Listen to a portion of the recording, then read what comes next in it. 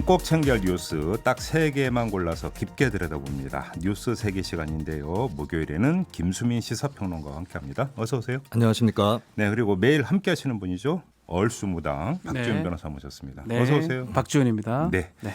자, 김종배의 시선집중 유튜브 라이브로 진행이 되고 있습니다. 유튜브에서 김종배의 시선집중 검색하시면 바로 뜨니까요. 좋아요와 구독 버튼 눌러주시고 의견도 달아주시기 부탁드리겠습니다.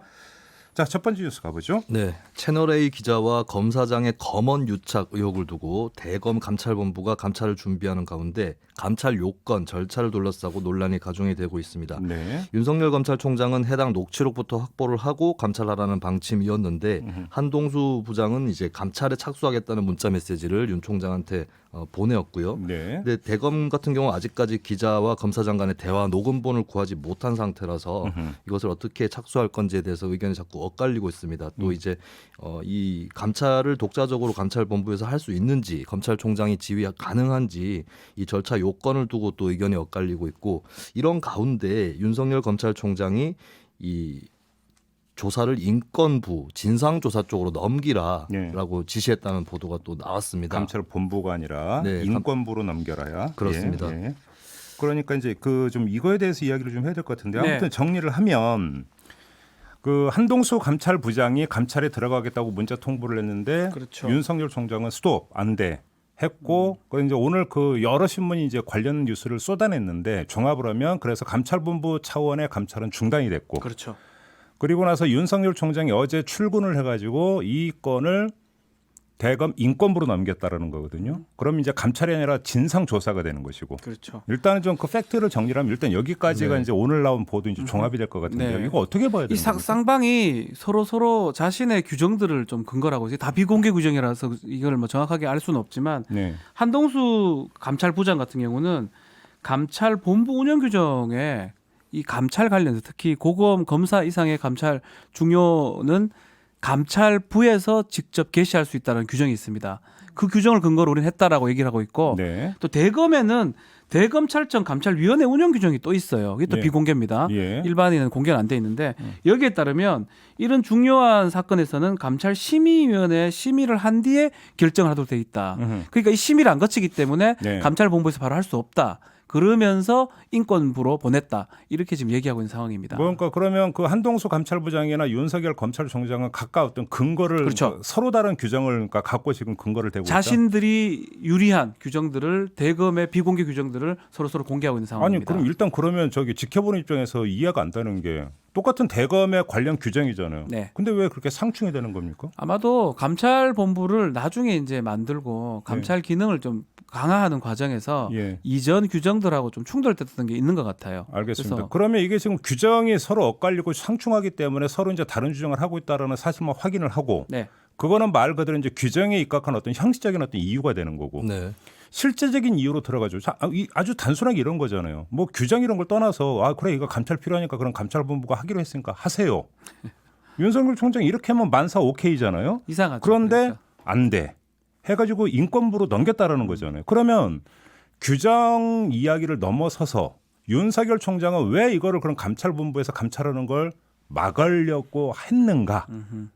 초점을 여기에 맞춘 분석이 돼야 되는 거 아닌가요? 그렇죠. 규정을 지금 얘기를 하고 있지만 우리가 규정을 알 필요도 없고요.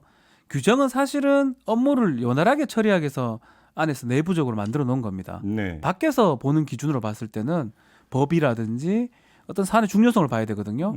이 상당히 중요한 검언유착 관련된 부분이고 어쩌면 협박도 가능한 상황이에요. 네. 그 검사장이랑 기자랑 합쳐서 피의자 피고인한테 협박한 상황이기 때문에 이거를 인권부에 뭐 어떤 다른 안에 내부 규정을 들어서 인권부에 보낸다는 거는 강제권이 전혀 없고요. 조사할 방법이 없는 상황이기 때문에 일단 성격 자체의 조사 성격이 달라지잖아요. 달라지죠. 감찰이냐 진상조사. 진상조사냐. 그거 특히 감찰본부라면 강제권이 있습니다. 불러서 조사도 하고 그렇죠. 예. 그래서 그런 측면으로 우리가 좀 봐야 되지 않을까 생각이 듭니다. 김수민 평론가 네. 어떻게 보세요?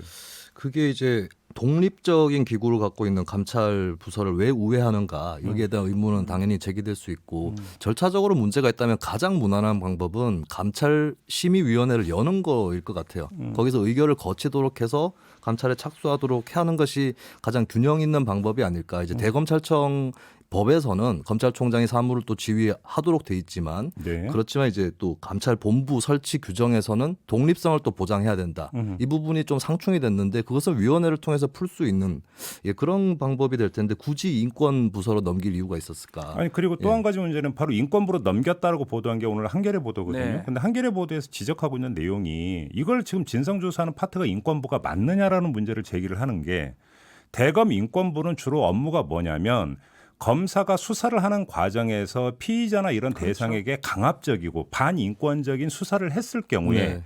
그 행위를 어떤 조사하는 게 대검 인권부의 맞습니다. 주요 업무라는 거거든요. 근데 지금 한동훈 그 검사장과 관련해서 한 것은 한동훈 검사장이 직접 수사하는 사람도 본인도 아니고 아니라 그랬고요.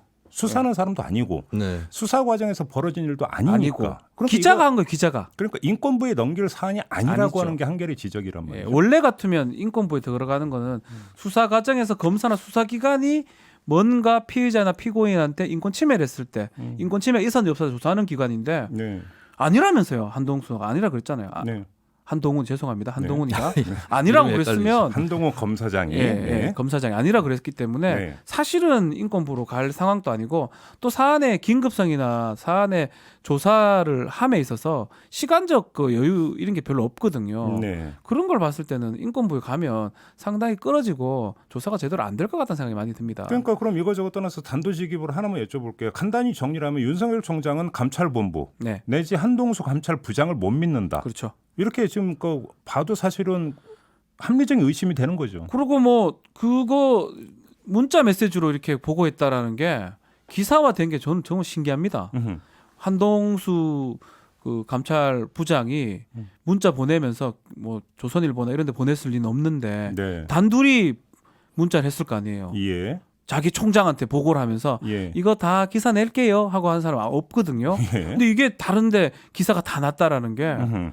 이건 더 이해가 안 됩니다. 더 중요한 얘기가 그럼 의도적 받고. 흘리기가 있다? 저는 모르죠. 제가 그 사람들은 뭐 어떻게 알겠습니까? 아, 예. 기자들이 대단한 게 왜 나- 억양이 올라갈까? 아니 네. 기자들이 어떻게 남의 문자 메시지까지 다 알고 단둘이 얘기했을 건데요. 네. 검찰총장과 감찰부장이 아니 거기에 이제 오늘 나온 보도에 보면 한 명이 더 등장해요. 차장. 그러니까 한동수 감찰부장이 차장을 통해서 어쨌든 차장도 그 얘기를 하면 안 되잖아요. 근데 세 이게- 명이 등장해. 딱 예, 세 명. 이게 외부 기관에 네. 보도가 되면서 문자 메시지를 통해서 이런 보고를 했다. 수사 감찰 개시 보고를 했다. 문제가 있는 거 아니냐. 그러면서 우리법 연구회 출신 판사다. 네. 이런 얘기가 된다는 자체가 저는 이해가 좀 안 됩니다. 저는 근데 좀 앞으로 전망을 좀 해보자면 이게 언제까지고 이제 인권부서에서 진상조사란 이름으로 붙들고 있기는 어려울 거다. 저는 그것을 진짜 완전히 우회할 수 있다고 윤 총장이 판단했거나 그렇다고 보지는 않거든요. 왜냐하면 법무부 감찰이라는 또 다른 차원의 감찰이 남아 있습니다. 있어요. 법무부 감찰 규정에 맞아요. 보면 예, 맞아요. 검찰에서 자체 감찰을 수행하지 않기로 결정을 했거나 감찰 대상자가 대검 감찰부 업무를 지휘 감독하는 그러니까 이해가 상충될 수 있는 지위에 있거나 검찰의 자체 감찰로는 공정성을 인정받기 어렵다고 보이는 경우 그러니까 제가 말씀드린 것 중에 첫 번째, 세 번째 경우에 해당할 수 있거든요. 그렇다면 법무부가 직접 감찰에 나서는 단계를 과연 피할 수 있을까? 예, 저는 이제 인권부서의 진상조사가 길어진다면 오히려 법무부에서 직접 나설 가능성도 커질 것이다라고 봅니다. 제가 근데 바로 예, 말씀하세요. 그 말을 왜 했냐면 지금 이거는 어쩌면 가장 중요한 거는 검언 유착이거든요. 검언 유착에 대해서 문제 제기를 하는데 이 와중에도 언론하고 검찰 핵심부하고 유착이 되는 상황이잖아요. 아까 이제 좀 그 얘기를 제가 하려고 한 문자 거예요. 내용이 어떻게 그런 보도가 뭐가 될 수 되냐는 있느냐. 거예요. 이걸 예. 지금 이걸 가지고 지금 나라가 난리인데 또 이거를 갖고 어떤 언론기관에서 받아서 총장하고 차장만 아는 내용이 보도가 된다. 알겠습니다. 무섭습니다. 그리고 또 한 가지 지금 김수민 평론가가 말씀하셨던 그 2차 감찰 권한이 법무부에 있기 그렇죠. 때문에 네. 그러니까 감찰이 제대로 이루어지지 않으면 법무부에서 감찰할 수도 있다는 것은 당연한 지적인데 맞습니다. 어찌 본다면 거기에 함정이 있을 수도 있다. 왜 그러냐면 지금 그 법무부와 대검 추미애 장관과 윤석열 총장의 관계가 어떤지가 언론에서 어떻게 묘사되는지는 세상에 다 아는 다 일인데 알죠. 근데 법무부가 나서 감찰 결과 한동훈 검사장이 이렇게 했다라고 만약에 한다면 이걸 또 여기에 어떤 정치적으로 채색을 할 가능 여지는 얼마든지 있는 충분히 거죠. 있죠. 검찰 내 감찰에 비해서는 그렇죠. 그럴 여지가 있다. 검찰이 자체적으로 감찰 결과를 내놓는 거 아하. 법무부가 감찰 결과를 내놓았을 때 완전 달리 보죠. 정치적 해석과 채색의 여지가 완전히 달라지는 측면. 네. 뭐 이게 또 있다고 그렇기 봐야 되나? 때문에 추미애 장관이 라디오 방송에서 감찰 언급했다가 나중에 공식적으로 언급한 거 아니라고 한 게 이런 부분이거든요. 그러니까요. 추미애 장관이 끼어들면 두 사람의 관계로 이게 전개될 가능성이 크기 네, 때문에 알겠습니다. 그렇게 얘기한 걸로 보입니다. 아무튼 진행상은 저희도 계속 예의주시할 텐데요. 1719님이 추측을 하지 말고 윤석열 총장님 인터뷰 한 번은 안 되나요? 라고 이렇게 문자 주셨는데요. 예, 정말 저희도 정말 하고 싶어요. 정말 하고 싶어요. 어떻게 주선 안 되실까? 휴가 갔다 오셨잖아요, 이제. 그러게요. 예. 네. 저 밖에서 작가들이 지금 제 눈을 안 맞추고 있습니다. 네, 알겠습니다. 전화라도 한 15, 다음 2, 뉴스로 3분만 넘어가죠. 네. 네. 네, 총선 뉴스입니다. 미래통합당이 세월호 텐트 발언을 한 차명진 경기 부천병 후보를 제명하기로 결정을 했습니다. 네. 차 후보는 TV토론에서 서울 광화문 세월호 텐트에서 불미스러운 일이 있었다는 것을 언급했고 여기에 대해서 통합당 선대위는 유족들에게 상처를 주는 부적절한 발언이었다라고 판단을 했습니다. 이미 차 후보는 지난해 SNS에서 세월호 유족들을 비난해 막말 파문을 일으킨 적이 있었죠.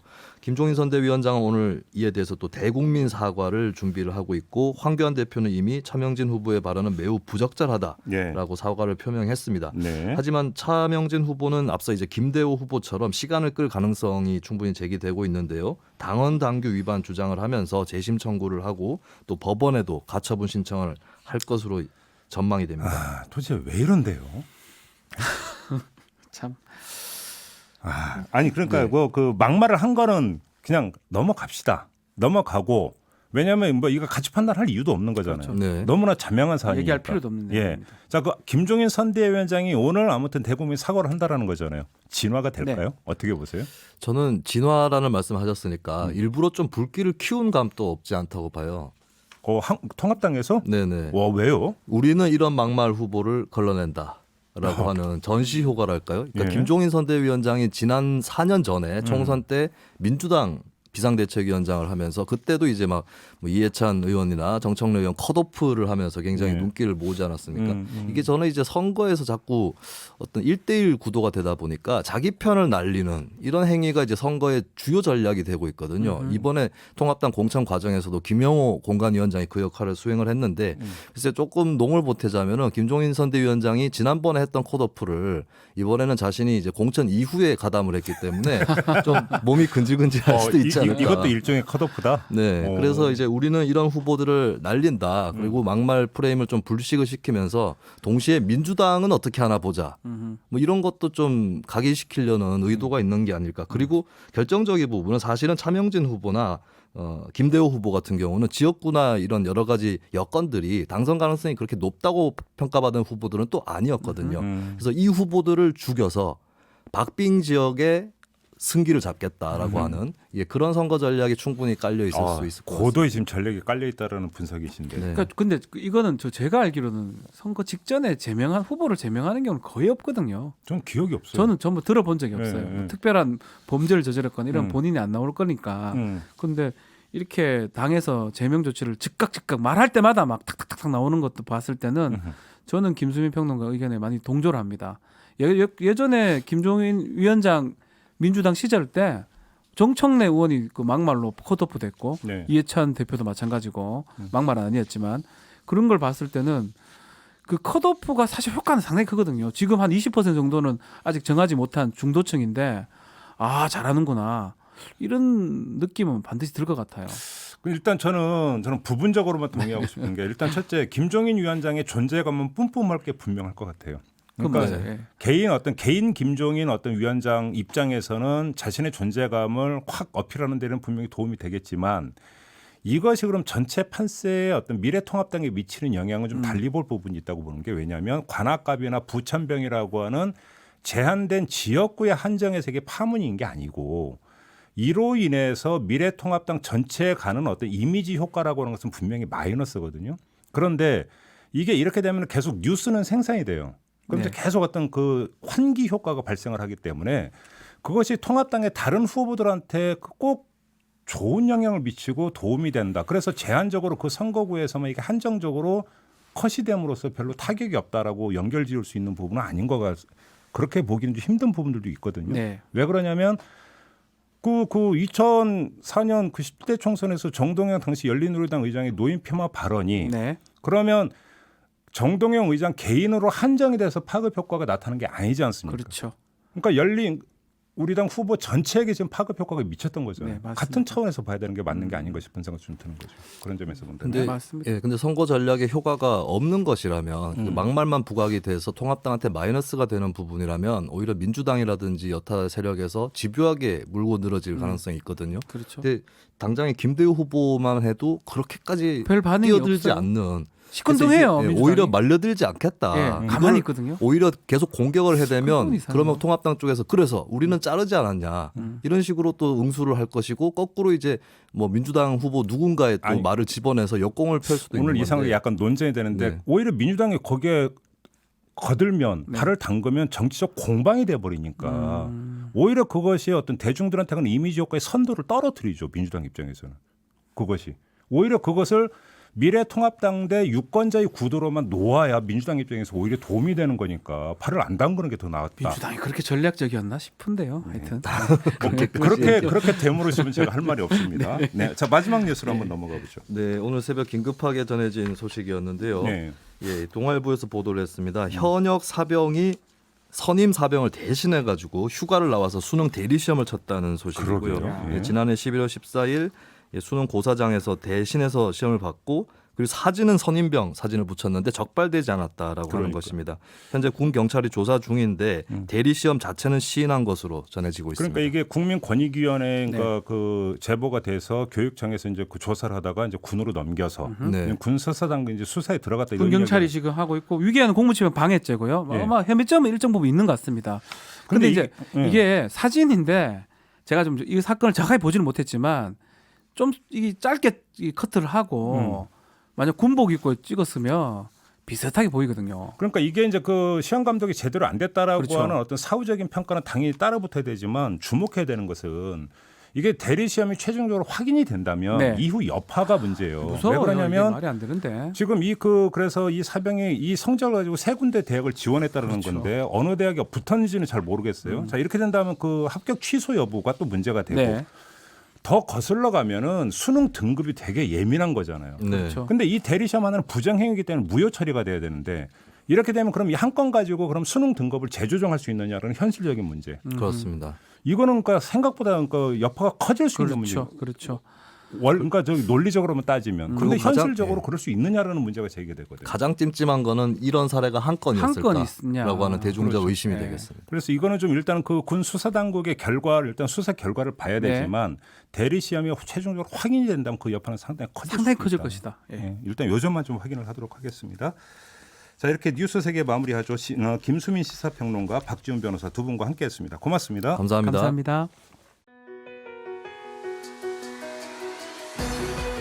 이슈의 핵심을 꿰뚫는 예리한 시선, 믿고 듣는 진품 시사 김종배 시선 집중.